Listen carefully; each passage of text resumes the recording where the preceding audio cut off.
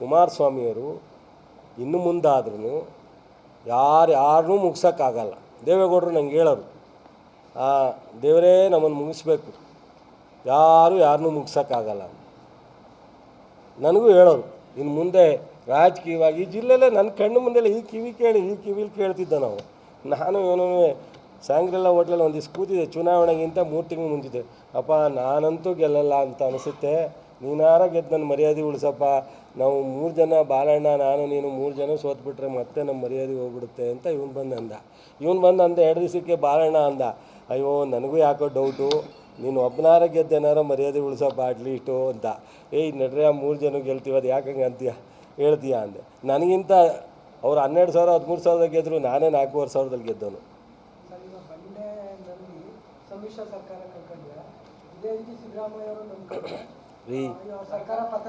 ರೀ ಒಂದು ನಿಮಿಷ ಹೇಳ್ತೀನಿ ರೀ, ನಾನು ಕೆಡ್ತಾಗ ಮಾತನ್ನು ಆಡಬೇಕಾಗತ್ತೆ, ಮಾತಾಡೋ ಸಂಸ್ಕಾರ ಇಲ್ಲ ನನಗೆ.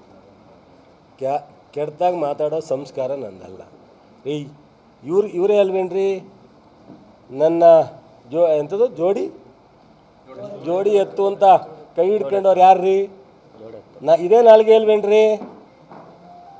ಇವತ್ತು ಆ ಮನುಷ್ಯ ಇವ್ರನ್ನ ಸರ್ಕಾರ ತೆಗ್ದ ಅಂತಾರಲ್ರಿ. ಆ ಬಾಂಬೆಗೆ ಹೋಗಿ ಆ ಮಳೆನಲ್ಲಿ ಕೂತ್ಕೊಂಡು ಹೋಟ್ಲಲ್ಲಿ ಇಡ್ಲಿ ತಿಂದು ಡಿ ದೇವೇಗೌಡ ಶಿವಲಿಂಗೇಗೌಡನ ಜೊತೆಯಲ್ಲಿ ಶಾಸಕರು ಸರ್ ಮಾಡೋಕ್ಕೆ ಹೋಗಿದ್ದಲ್ರಿ. ನನ್ನ ಹತ್ರ ಜಗಳ ಆಡಿದನ್ರಿ, ಎಂಥ ಅನ್ಯಾಯ ಮಾಡಿಬಿಟ್ರಿ ಸೋಮಶೇಖರ್ ನಾರಾಯಣಗೌಡ ಇವರೆಲ್ಲ, ಬೇಕಿತ್ತ ಇವ್ರಿಗೆ ಅಂತೇಳಿ. ವಾಸ್ತವವಾಗಿ ಇಂಥ ಒಬ್ಬ ಶಿವಕುಮಾರು ಯಾರು ನಂಬಿದ್ರೋ ಗೊತ್ತಿಲ್ಲ, ಅದು ಹೆಂಗೆ ನಂಬಿದ್ರೋ ಗೊತ್ತಿಲ್ಲ. ಶಿವಕುಮಾರರ ಇವರಿಗೆ 1996 ಪಾರ್ಲಿಮೆಂಟಲ್ಲಿ ಸಹಾಯ ಮಾಡಿದ್ದಾರೆ. ಚನ್ನಪಟ್ಟಣದಲ್ಲಿ ಇವ್ರ ಮಿಸಸ್ ನಿಂತ್ಕೊಂಡಾಗಲೂ ಇಂಡೈರೆಕ್ಟಾಗಿ ಸಹಾಯವಾಗಿದೆ ಇವರಿಂದ. ರಾಮನಗರ ಎಲೆಕ್ಷನ್ ಇವ್ರ ಮಿಸಸ್ಸಿಗೆ ಮಾಡಿದ್ದಾರೆ. ಇವತ್ತು ಮುಖ್ಯಮಂತ್ರಿ ಆಗಲಿಕ್ಕೆ ಅವರಿಂದ ನನಗೆ ತೊಂದರೆ ಆಯಿತು ಅಂತಾರಲ್ಲ, ಖಂಡಿತ ದೇವರು ಕ್ಷಮಿಸಲ್ಲ ನಿಮ್ಮನ್ನ. ಕುಮಾರಸ್ವಾಮಿಯವರೇ, ಈ ಥರ ಅನಾವಶ್ಯಕವಾಗಿ ಕುಮಾರಸ್ವಾಮಿಯವ್ರ ಮೇಲೆ ಸಿದ್ದರಾಮಯ್ಯನವರು ನಾನು ನೋಡಿದ್ದೀನಿ. ನಾನು ಇದೇ ಕುಮಾರಸ್ವಾಮಿಯವ್ರ ಜೊತೆಲಿದ್ದು, ಸಿದ್ದರಾಮಯ್ಯನವ್ರು ಒಂದು ದಿವಸನೂ ನಮ್ಮನ್ನು ಯಾಕೆ ನೀನು ಕುಮಾರಸ್ವಾಮಿ ಜೊತೆ ಇದ್ದೆ ಅಂತ ಕೇಳಲಿಲ್ಲ, ಯಾಕೆ ಕುಮಾರಸ್ವಾಮಿ ಜೊತೆ ಇದ್ದೆ ಅಂತ ಕೇಳಲಿಲ್ಲ, ಇದುವರೆಗೂ ನಾನು ಕೇಳಲಿಲ್ಲ. ನನ್ನವ್ರು ಇದೇ ಸಿದ್ದರಾಮಯ್ಯನವ್ರನ್ನ ನಾವು ಉಳಿಸ್ಕೋಬೇಕು ಹೋಗಿದ್ದಾಗ ಅಂದಾಗ, ಇದೇ ಇವರು ಕುಟುಂಬದಲ್ಲಿ ಅವ್ರನ್ನ ಉಳಿಸ್ಕೋಬಾರ್ದು ಅಂದಾಗ್ಲೂ ಸಹ ಪಾಪ ಅವ್ರು ಒಂದು ಮಾತನ್ನು ನಮಗೆ ಅಂದಿಲ್ಲ. ಇವತ್ತು ದುರಾದೃಷ್ಟ ಜಾತಿ ವಿರೋಧಿ ಅಂತ ಕಟ್ಟಿದ್ದಾರೆ ಅವ್ರಿಗೆ, ಸಿದ್ದರಾಮಯ್ಯನವ್ರಿಗೆ ಜಾತಿ ವಿರೋಧಿ ಅಂತ ಕಟ್ಟಿದ್ದಾರೆ. ಒಟ್ಟಿಗೆ ದುರಾದೃಷ್ಟ ಅಂತ ಅಂತೀನಿ ನಾನು. ಕೇಳಿದ ತಕ್ಷಣ ಫ್ಯಾಕ್ಟ್ರಿಗೆ ಪ್ರಪೋಸ್ ಮಾಡಿದ್ರು, ಇವ್ರು ಯಾರನ್ನೂ ಕರ್ಕೊಂಡೋಗಿರಲ್ಲ. ಈಗ ಸತ್ಯ ಹೇಳ್ತೀನಿ ಕೇಳಿ, ಇವರೆಲ್ಲ ಒಂದು ದಿವಸ ನಾವು ಬರ್ತೀವಿ ಹೋಗೋಣ ಅಂದಿದ್ರು. ಆಯಿತು ಅಂದಿದ್ದೆ, ಸುಮ್ಮನೆ ಒಬ್ಬನೇ ಹೋದೆ. ಎಲ್ಲೂ ಬಜೆಟಲ್ಲಿ ನಾನು ಯಾವುದನ್ನೂ ಘೋಷಣೆ ಮಾಡ್ತಾ ಇಲ್ಲಪ್ಪ, ಎಲ್ಲ ಅಷ್ಟೊಂದೆಲ್ಲ ಮಾಡೋಕ್ಕಾಗುತ್ತೆ ಅಂದರು. ಇಲ್ಲ ಸರ್, ಮಂಡ್ಯ ಜಿಲ್ಲೆ ನೀವು ಕೊಡ್ಬೇಕು ಸರ್, ಮಂಡ್ಯ ಜಿಲ್ಲೆ ಜನ ನಿಮ್ಮ ಬಗ್ಗೆ ವಿಶ್ವಾಸ ಇಟ್ಟವ್ರೆ ಅಂದರು. ಫ್ಯಾಕ್ಟ್ರಿ ಕೊಟ್ಟರು. ಇನ್ನೊಂದು ಕೃಷಿಯಿಂದ ಅಂದ ತಕ್ಷಣ ಎರಡೂ ಮಾಡೋಕ್ಕಾಗಲ್ಲಪ್ಪ ಒಂದೇ ಅಂದರು. ಇಲ್ಲ ಸರ್ ಮಾಡಲೇಬೇಕು ಅಂದೆ. ಆಯಿತು ಹೋಗತ್ತೆ ನಿನಗೋಸ್ಕರ ಅಂತ ಹೇಳಿದ್ರು. ಕೃಷಿ ಅವರು ಒಕ್ಕಲಿಗರು ವಿರೋಧಿ ಅಂತ ಕಟ್ಟಿಸ್ತಾರೆ. ಏನು ರೀ ದುರಂತ ರೀ ಇವೆಲ್ಲ, ದುರಂತ.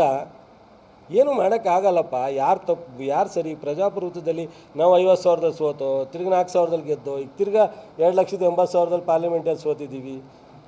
ಇವತ್ತು ನೋಡಿ, ಅಲ್ಲಿ ಹೋಗಿ ಕಾಂಟ್ರಾಕ್ಟ್ರ್ ಭವನಕ್ಕೆ ಹೋಗಿದೆ, ಲೋಕೋಪಯೋಗಿ ಭವನ ಕಟ್ಟಿಸ್ತೇವೆ ನಾವು, ನೀರಾವರಿ ಭವನ ಕಟ್ಟಿಸ್ತೇವೆ ನಾವು, ಮೆಡಿಕಲ್ ಕಾಲೇಜ್ ಮಾಡಲಿಕ್ಕೆ ಹೋರಾಟ ಮಾಡಿದೆವು ನಾವು, KSRTC ವಿಭಾಗ ತಂದವು ನಾವು, RTO ಆಫೀಸ್ ನಾಗಮಲ್ಕೊಂದು ಇಲ್ಗೊಂದು ಮಾಡಿದೆವು ನಾವು. ಇವತ್ತು ಬಂದು ಕೃಷಿ ಯೂನಿವರ್ಸಿಟಿ ಕಟ್ತಾ ಇರೋ ನಾವು, ಹೊಸ ಫ್ಯಾಕ್ಟ್ರಿ ಕಟ್ಟೋ. ನಮ್ಮ ಜನ ನಮ್ಮನ್ನು ತಿರಸ್ಕರಿಸ್ತಾರೆ, ಬೇಕು ಅಂತ ಒಂದು ಸಲ ಇಟ್ಕೊತಾರೆ. ನಾವು ಏನು ಮಾಡೋಕ್ಕಾಗುತ್ತೆ? ಡೆಮಾಕ್ರಸಿನಲ್ಲಿ ನಾವು ಜನನ ದೂಷಣೆ ಮಾಡೋಕ್ಕಾಗಲ್ಲ. ಅವ್ರು ಹೇಳೋದು ಒಪ್ಪಬೇಕಾಗುತ್ತೆ. ಅವ್ರು ತಿರಸ್ಕರಿಸಿದಾಗ ಮನೇಲಿರಬೇಕು, ಕರೆದಾಗ ಕೆಲಸ ಮಾಡಬೇಕು, ಅಷ್ಟೇ ನಮ್ಮ ಕೆಲಸ. ಸೊ ಟೋಟಲಿ ಕುಮಾರಸ್ವಾಮಿಯವರು ಈ ಪಾದಯಾತ್ರೆ, ಕುಮಾರಸ್ವಾಮಿಯವರು ವಿಧಿ ಇಲ್ಲದಲೇ ಪಾದಯಾತ್ರೆಗೆ ಹೋದರು, ಇಲ್ಲ ಯಡಿಯೂರಪ್ಪನವ್ರ ಮಗ. ಕೆಲವರು ಹೇಳ್ತಾರೆ, ಒಂದು ಕಡೆ ವಿಜೇಂದ್ರನ ಪ್ರಮೋಟ್ ಮಾಡಲಿಕ್ಕೆ ಪಾದಯಾತ್ರೆನ ಸ್ಟಾರ್ಟ್ ಮಾಡಿದ್ರು. ಕುಮಾರಸ್ವಾಮಿಯವ್ರಿಗೆ ಇಷ್ಟ ಇಲ್ಲದಲೇ ಕೊನೆಗೆ ಅನಿವಾರ್ಯ, ಏನಾದ್ರು ಪಕ್ಷದಲ್ಲಿ ದೂರ ಹೋಗುವಂಥ ಅನಿವಾರ್ಯ ಪರಿಸ್ಥಿತಿ ಬರುತ್ತೆ ಅಂತ ಹೋಗಿ ಕೊನೆಗೆ ಇದಾರ ಆಗಲಿ ಅಂತ ನಿಖಿಲ್ನ ಪ್ರಮೋಟ್ ಮಾಡೋಕ್ಕೆ ಹೋದರು ಅಂತ.